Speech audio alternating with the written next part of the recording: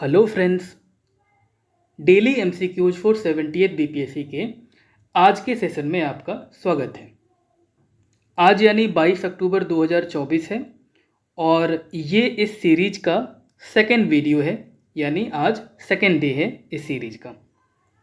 आज से ठीक 52 डेज 52 दिन बचे हुए हैं बीपीएससी प्रीलिम्स को, जो 70th प्रीलिम्स होने वाला है, जिसके लिए संभावित तिथि बीपीएससी ने 13 दिसंबर जो है जारी किया हुआ है। पहला वीडियो इस सीरीज का कल यानी 21 अक्टूबर को आया था। सबसे पहले तो फ्रेंड्स, आप लोगों ने कल वाले वीडियो पे जो रिस्पॉन्स दिया है उसके लिए बेहद शुक्रिया। आप में से बहुतों ने कमेंट में इस सीरीज को शुरू करने के लिए थैंक यू कहा है। आप लोगों ने अपना स्कोर भी बताया कमेंट में, और कुछ लोगों ने कुछ रिक्वेस्ट्स भी किया था, जिसमें से एक ये था कि क्वेश्चंस हिंदी में भी रखा जाए, क्योंकि बहुत सारे जो छात्र हैं बीपीएससी की तैयारी करने वाले वो हिंदी माध्यम से हैं, तो उनकी ये डिमांड थी कि क्वेश्चंस हिंदी में रखा जाए इंग्लिश के साथ साथ। तो इस वीडियो में आज से हम हिंदी में भी क्वेश्चंस देखेंगे, ठीक है। इंग्लिश के साथ साथ हिंदी में भी प्रश्न होंगे आपके लिए। चलिए, जिन लोगों ने कल वीडियो देखा था उनके लिए तो ये सब पता होगा कि नेचर ऑफ क्वेश्चंस वगैरह क्या होता है, कल हमने ये डिस्कस किया ही था। पर जो लोग नए हैं, पहली बार अगर आप वीडियो देख रहे हैं, तो एक तो आप चैनल सब्सक्राइब कर लीजिए ताकि आप रोज़ ये इस सीरीज़ का हिस्सा हो पाएँ। और आपके लिए बता दूं कि जो हमारा ये सीरीज शुरू हुआ है इसमें हम क्वेश्चंस डिस्कस करते हैं, 10 क्वेश्चंस रोज़, जिसमें कि जो क्वेश्चंस होते हैं वो या तो प्रीवियस ईयर क्वेश्चंस होते हैं जो कि BPSC, UPSC, state PCS, other state PCS और जो है बाकी इसी तरह के रेलिवेंट एग्जाम से लिए जाते हैं। और साथ साथ हम पीवाईक्यू बेस्ड एमसीक्यूज भी देखते हैं, ठीक है। अगर आप देखना चाहें कि डायरेक्ट पीवाईक्यू क्या है तो ये देखिए, जैसे कि 69th प्रीलिम्स में ये एक सवाल पूछा गया था गांधी जी के ऊपर, इससे मिलता जुलता एक सवाल 69th में भी पूछा गया था, और उन दोनों क्वेश्चंस के आधार पर ये जो है एक एमसीक्यू मैंने बनाया, ठीक है। तो ऐसे क्वेश्चंस आपको देखने को मिलेंगे, और हर section history, geography, polity, economy जो भी पूछा जाता है बीपीएससी में, उन सारे सेक्शन से हम क्वेश्चंस डिस्कस करेंगे, ठीक है, उसके वेटेज के अनुसार। बाकी ये सारी चीज़ें जो वीडियो जिन्होंने कल देखा था उनको तो पता ही होगा, और जो लोग नए हैं वो उनके लिए बता दूं कि जो स्कोर है आपका वो आप कमेंट में ज़रूर बताइएगा, ठीक है। आपके स्कोर के अकॉर्डिंग आपका जो पोजीशन है वो इसमें दिया हुआ है, और अगर डिटेल में आप जानना चाहते हैं इसके बारे में तो आप पहला वीडियो ज़रूर देख लीजिए, ठीक है। उसमें बहुत डिटेल में बताया गया सारी चीज़ों को। इस वीडियो में हम सीधे क्वेश्चन डिस्कस करते हैं। देखिए, जो पहला क्वेश्चन है वो है 67th जो री एग्ज़ाम हुआ था ना, उससे लिया गया ये क्वेश्चन है, ठीक है। वो क्वेश्चन है 67th का एक बार एग्ज़ाम हुआ था, पर क्वेश्चन लीक होने की वजह से, पेपर लीक होने की वजह से दोबारा एग्जाम हुआ था, ठीक है। तो ये री एग्जाम वाले पेपर का क्वेश्चन है। Who has said about Bengal partition, the partition announcement fell like a bomb shell. Bengal विभाजन के विषय में किसने कहा था विभाजन हमारे ऊपर बम की तरह गिरा। ऑप्शन ए है सुरेंद्रनाथ बनर्जी, ऑप्शन बी है गोपाल कृष्ण गोखले, ऑप्शन सी है बिपिन चंद्र पाल, और ऑप्शन डी है चित्तरंजन दास। तो इस प्रश्न का सही उत्तर क्या होगा, आप पॉज करके आंसर देने की कोशिश कीजिएगा, ठीक है, और लास्ट में आप जो है आपका जो स्कोर होगा वो बताइएगा हमें। तो आंसर है इसका सुरेंद्रनाथ बनर्जी, ऑप्शन ए, ठीक है। आपको ध्यान रखना है एक चीज़ फ्रेंड्स, सुरेंद्रनाथ बनर्जी पे बीपीएससी कई बार क्वेश्चन पूछ चुका है, बार बार क्वेश्चन पूछ रहा है, और अभी रिसेंटली अगस्त 2024 में ब्लॉक हॉर्टिकल्चर का पेपर हुआ था, ब्लॉक हॉर्टिकल्चर ऑफिसर का, उसमें भी एक सवाल था सुरेंद्रनाथ बनर्जी से संबंधित, जिसमें यह था कि सुरेंद्रनाथ बनर्जी ने जो है कौन सी पत्रिका का जो है संपादन किया था। तो आप नाम याद रख लीजिए, बंगाली, ठीक है। द बंगाली एक पत्रिका थी जिसका जो है जिसके एडिटर थे सुरेंद्रनाथ बनर्जी, ठीक है। आगे हम बढ़ते हैं सेकेंड क्वेश्चन की तरफ। ये हिस्ट्री से सवाल था, एक और क्वेश्चन हम हिस्ट्री से देख रहे हैं। पिछला वाला मॉडर्न हिस्ट्री से था, ये आपको जो है मिडाइवल हिस्ट्री से, ठीक है, मध्यकालीन भारत से। हिस्ट्री के सवाल हम 10 में से 2 सवाल हिस्ट्री के देखेंगे, क्योंकि वेटेज उसका ज़्यादा है ना। देखिए, क्वेश्चन है Fatuhate Alamgiri was written by, 69th prelims में पूछा गया था ये सवाल। फतुहाते आलमगीरी किसके द्वारा लिखी गई थी। ऑप्शन ए है ईश्वर दास नागर, ऑप्शन बी है भीमसेन, ऑप्शन सी है हरिदास, या option D none of the above. तो ये जो बुक है किन्होंने लिखा था, तो इसके राइटर हैं ऑप्शन ए ईश्वरदास नागर। ठीक है, ईश्वरदास नागर ने ये लिखा था बुक जिसका नाम है फुतुहाते आलमगीरी।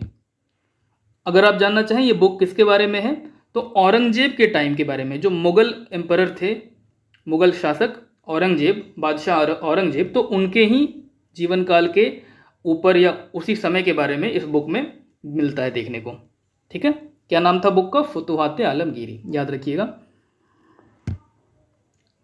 नेक्स्ट क्वेश्चन अब ज्योग्राफी का है। The Sargasso Sea is a part of the, तीसरा सवाल है ये हमारे इस वीडियो का। सैरगैसो सागर एक हिस्सा है, option A Indian Ocean, Hind महासागर का, option B Arctic Ocean, Arctic महासागर का, option C North Atlantic Ocean, उत्तरी अटलांटिक महासागर का, या फिर option D South Atlantic Ocean यानी दक्षिणी अटलांटिक महासागर का। 67th री एग्जाम में ये वाला भी सवाल पूछा गया था। तो इसका आंसर क्या होगा? पॉज करके आप देने की कोशिश कीजिए आंसर। इसका आंसर हो जाएगा option C North Atlantic Ocean, उत्तरी अटलांटिक महासागर। ठीक है, ये जो उत्तरी अटलांटिक महासागर है उसके मिडिल एरिया में, मध्य जो इलाका है वहाँ पे ये सागर है, सैरगैसो सी।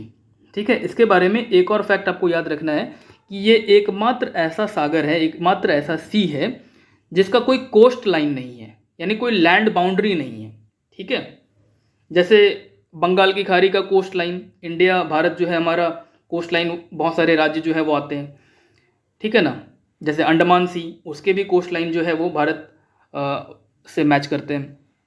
पर कोस्ट लाइन यहाँ पर एक भी कोस्ट लाइन नहीं है, वो इकलौता ऐसा सी है, वो है सैरगैसो सी। याद रखिएगा ये वाला फैक्ट कि एकमात्र ये सैरगैसो सी ही ऐसा सी है। फोर्थ क्वेश्चन, ये पॉलिटी का क्वेश्चन है, 68th प्रीलिम्स में पूछा गया था।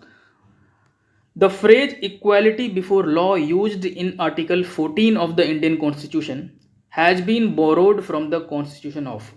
भारतीय संविधान के अनुच्छेद 14 में लिखा हुआ कानून के समक्ष समानता किस देश के संविधान से लिया गया है? Option A Britain, option B USA, option C France, या option D none of the above. उपरयुक्त में से कोई नहीं। क्या हो जाएगा इसका आंसर? तो इसका आंसर होगा ऑप्शन ए ब्रिटेन। ठीक है, यूनाइटेड किंगडम जो है, इंग्लैंड जो है, वहाँ के संविधान से ये चीज़ ली गई है, इक्वालिटी बिफोर लॉ। ठीक है, और ये हमारे संविधान के किस आर्टिकल में इसका वर्णन है? आर्टिकल 14, अनुच्छेद 14। ठीक है, next question, question number 5, economy का सवाल। विच committee suggested the enactment of the competition act 2002? किस समिति ने प्रतिस्पर्धा अधिनियम 2002 को अधिनियमित करने का सुझाव दिया? 68वीं बीपीएससी में पूछा गया था ये। Option A Rangarajan committee, option B SVS Raghavan committee, option C Vijay Kelkar committee, या फिर option D none of the above. कौन सी कमेटी होगा? आंसर होगा option B SVS Raghavan committee. ठीक है, एसवीएस राघवन समिति।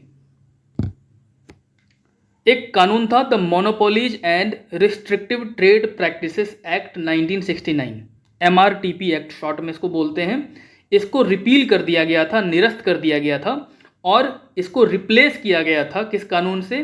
कंपटीशन एक्ट 2002 में ये हुआ था। ठीक है, 2002 का कानून है कंपटीशन एक्ट।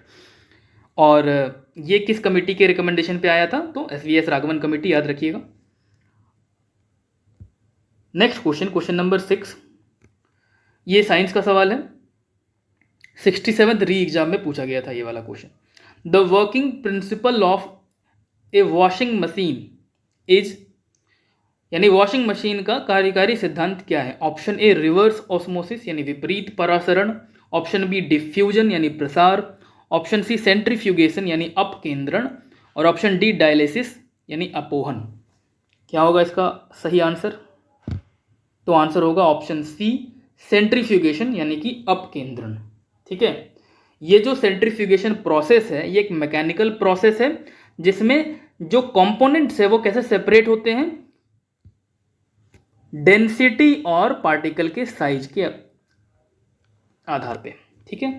किसी भी मिक्सचर का जो डेंसिटी है, किसी भी मिक्सचर में जो कंपोनेंट्स हैं उसके, उसमें जो अलग अलग कंपोनेंट्स हैं उनकी डेंसिटी या उनके पार्टिकल की साइज, ठीक है, इन दोनों के बेसिस पर जो सेपरेशन होता है वो है सेंट्रीफ्यूगेशन। ठीक, तो ये सेपरेट करता है कंपोनेंट को ऑन द बेसिस ऑफ या बाय डेंसिटी और पार्टिकल साइज, ठीक है, सेंट्रीफ्यूगेशन। नेक्स्ट क्वेश्चन नंबर 7 है, chlorophyll absorbs dash wavelength of the sunlight.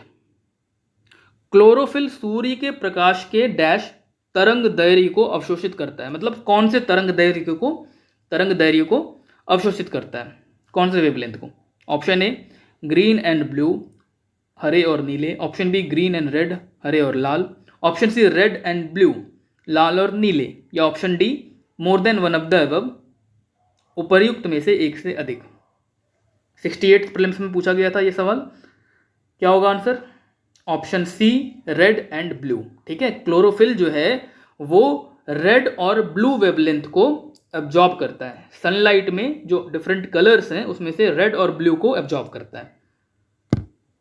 Question number 8 current affair का क्वेश्चन है ये, और अभी हाल ही में जो ब्लॉक हॉर्टिकल्चर ऑफिसर का एग्जाम हुआ था बीपीएससी के द्वारा ही कंडक्टेड, उसमें ये सवाल पूछा गया था। अगर आप सारे क्वेश्चंस देखना चाहें इस एग्जाम के तो एक वीडियो अवेलेबल है हमारे चैनल पे, आप जाके चेक कर सकते हैं। उसमें बीएचओ ब्लॉक हॉर्टिकल्चर ऑफिसर के सारे करंट अफेयर्स के सवाल डिस्कस किए गए हैं, ठीक है। North India's first human DNA bank was set up on January 30, 2024 at. उत्तर भारत का पहला मानव डीएनए बैंक 30 जनवरी 2024 को कहाँ स्थापित किया गया था? Option A University of Allahabad, Allahabad विश्वविद्यालय। Option B Banaras Hindu University, Banaras Hindu विश्वविद्यालय। Option C King George Medical University, King George Medical University, Hindi में भी सेम ही नाम है इसका। Option D Aligarh Muslim University, Aligarh Muslim विश्वविद्यालय। क्या हो जाएगा इसका सही आंसर? इसका आंसर हो जाएगा option B Banaras Hindu University, ठीक है। बनारस हिंदू यूनिवर्सिटी में नॉर्थ इंडिया का, उत्तर भारत का पहला ह्यूमन डीएनए बैंक, मानव डीएनए बैंक पहला स्थापित हुआ, ठीक है। इसी वर्ष हुआ है ये, जनवरी में, याद रखिएगा इसको। नेक्स्ट क्वेश्चन नंबर 9 है, in which city of Maharashtra did PM Narendra Modi launch 8 Amrit projects. PM Narendra Modi ने 8 अमृत परियोजनाओं की शुरुआत महाराष्ट्र के किस शहर से की? ये टीचर्स रिक्रूटमेंट एग्जाम का 3rd फेज इसी वर्ष आयोजित हुआ था, ठीक है, उसमें से लिया गया सवाल है। Option A Kollam, option B Baroda, option C Solapur, option D more than one of the above, या option E none of the above. देखिए यहाँ पे जो सवाल है ना, जो टीचर्स रिक्रूटमेंट एग्जाम वाले पेपर्स होते हैं उसमें 5 ऑप्शंस रहते हैं, ठीक है। बाकी जो ऑफिसर्स लेवल के एग्जाम होते हैं, जैसे ब्लॉक हॉर्टिकल्चर वाला हुआ था, और जो सीसीई होता है combined competitive examination civil services के लिए, उसमें भी अब 4 ऑप्शंस होते हैं, पहले 5 उसमें भी होता था, ठीक है। तो इसका आंसर क्या हो जाएगा? कहाँ पे ये 8 परियोजनाओं की, अमृत परियोजना की शुरुआत की थी नरेंद्र मोदी जी ने? तो आंसर है ऑप्शन सी सोलापुर, ठीक है। नेक्स्ट क्वेश्चन नंबर 10 है, लास्ट क्वेश्चन है ये। हु वॉन, ये भी TRE 3 में पूछा गया था, ठीक है, 3rd फेज TRE वाला जो इसी वर्ष हुआ था उसमें पूछा गया था। Who won the best actor award at the academy awards 2024 Oscars. अकादमी पुरस्कार 2024 में सर्वश्रेष्ठ अभिनेता का पुरस्कार किसने जीता? Option A Dwayne Johnson, option B Cillian Murphy, option C Tom Cruise, या option D more than one, और option A none of the above. क्या हो जाएगा इसका सही आंसर? इसका सही आंसर हो जाएगा ऑप्शन बी सिलियन मर्फी, ठीक है। तो सिलियन मर्फी को बेस्ट एक्टर अवार्ड मिला है ऑस्कर्स एकेडमी अवार्ड्स में, ठीक है। तो ये थे हमारे 10 क्वेश्चंस, हमने प्रैक्टिस कर लिया। अब इसमें आपके कितने क्वेश्चंस, आपको कितने क्वेश्चंस आते थे, कितने करेक्ट हुए हैं, वो आप जरूर कमेंट करके बताइएगा। साथ में आप स्टेज भी बताइएगा कि कौन से स्टेज पे आप हैं। वो जो 4 स्टेज मैंने बताया था ना, पोएटिक है थोड़ा सा, तो आप चाहे तो वो लिख सकते हैं, आपकी मर्जी, ठीक है। अगर आपको अच्छा लगा हो वीडियो, आप लाइक ज़रूर कीजिएगा, और अगर नए आप हैं तो सब्सक्राइब भी कर लीजिए चैनल, ठीक है। अपने दोस्तों को शेयर कीजिए। Keep learning, all the best, धन्यवाद।